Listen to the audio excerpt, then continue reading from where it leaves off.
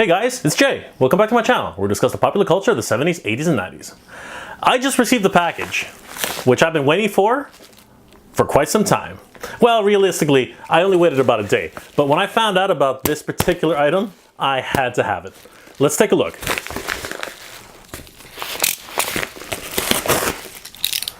As you know, I always have great times with shipments coming to my house, but this time, I'm really excited. Alright guys, today we're going to talk about a series I've been meaning to talk about for years. It was a series which included toys, interactive games, and television. Today guys, we're going to be talking about Captain Power.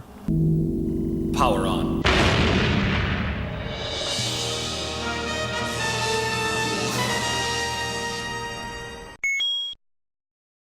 I've been wanting to talk about Captain Power for some time now. It was during a time where Nintendo was pretty much the king of the hill, and other toy companies like Mattel were desperately trying to get in on the game. Captain Power tried to introduce interactive media on television and had cutting-edge technology, 3D animation, when no one had even heard of such a thing. The story itself was compelling, a post-apocalyptic future in which humans are trying to survive against machines. Kind of sounds familiar, doesn't it? I think it really did reference series like The Terminator and other post-apocalyptic futures like Mad Max. Captain Power tips his hats to films like Mad Max and Terminator, with flashes of 80s culture. More references like this nightclub, which is clearly taken from the infamous scene in the original Terminator. Whereas this battle sequence reminds us of the future apocalyptic scenes from Terminators 1 and 2, where the humans are desperately fighting against the machines.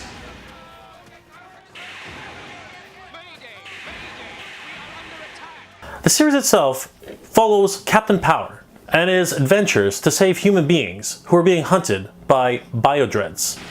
These are cybernetic robots which attack human beings and digitize them, effectively transforming them into zeros and ones, taking away their overall essence. In a way, they're no longer human. They can be redigitized, but it leaves them empty and alone. You can feel it touching you, Johnny. It's wires and metal, but it touches you. And it knows every secret, every shame, every hate, every love. I remember the series being very dark, and for a children's television program, it was kind of unheard of. In many ways, it was more adult than it was kiddie. The characters were written actually rather well. I really gravitated towards Captain Power, Hawk, and Tank in particular. Tank, of course, was a really big guy, and I was a pretty chubby kid when I was young, acclimated towards those types of characters. I, of course, really did like looking at other characters like Pilot and Scout, who pretty much rounded out the rest of the team. The story revolves around their fight against Lord Dredd, the leader of this new empire, who has destroyed what's left of the known civilization.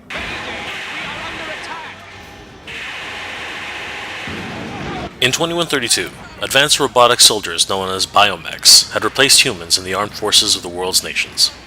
Originally meant to fight our wars for us, the master computer Overmind turned on humanity and created the cybernetic revolt, known as the Metal Wars. The end result was the subjugation of the entire human race. The series also brings up other images of eerily familiar scenes. One scene in particular that I remember was the Dredd Youth. These, I find out later, were very similar to another forms of brainwashing in youth cultures from way back in history. The old world dies, and with it, the old ways. Scenes like this really made you understand that Captain Power was not your average kids show. And I did often find myself wondering, what was the message of the machine? Dying metalloid bodies. Arguably, what made the Captain Power series so great were the toys. I'm going to be doing a separate series of videos on the toys themselves. But suffice to say, the way kids could interact with the video and the toys made for one killer combo. Captain Power has come to TV, and you can be part of it. The toys produced by Mattel were not just action figures and vehicle playsets. They were fully interactive, with a television and video program. Kids could shoot at the interactive targets on the television screen, and the video program could also fire back. Nintendo had a lock on video games, but Mattel had something special with Captain Power. Believe it. Captain Power jetting figure sold separately, batteries not included. Captain Power is not without its controversies. Back in the time of the 1980s, there was a serious question if television series should not be made to sell toys. In the case of Captain Power, many of the toy lines were extremely popular. The fact that you could actually play this videotape using the toys, it was almost as if they were trying to sell the series using the toys. And that was a big no-no in the eyes of consumers. Children's television activists were immediately critical of the idea. To really watch the show the way it's designed to be watched, you have to go out and buy something to use with the program. That is the height of arrogance. Mattel disagrees and favors letting the market decide. Only a small fraction of the audience will ever own the toy line. So if the show was not working for its entertainment value, the stations would not be seeing the kind of rating success that they are seeing. Unfortunately, Captain Power only pretty much made one season. It was canceled shortly thereafter. Now, whether that was because of the controversy surrounding it, or because it was a little bit too adult for the children at the time, we'll never know. The series ended on a very tragic note, and perhaps just to try and push it to a season 2. Unfortunately, we have not been able to see another series of Captain Power since then. However, there's been a continual movement as of late, and they may, just possibly, be creating a new series for 2018. I always felt that at the right time that Captain Power would get... Late in 2012, series creator Gary Goddard had been working to revive the Captain Power series, and early in 2016, this happened.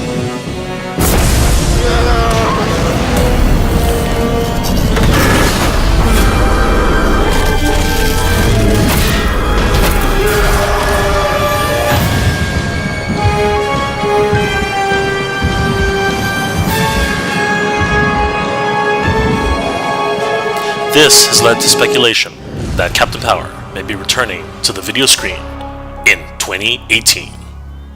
Well guys, I hope you enjoyed this look back at Captain Power.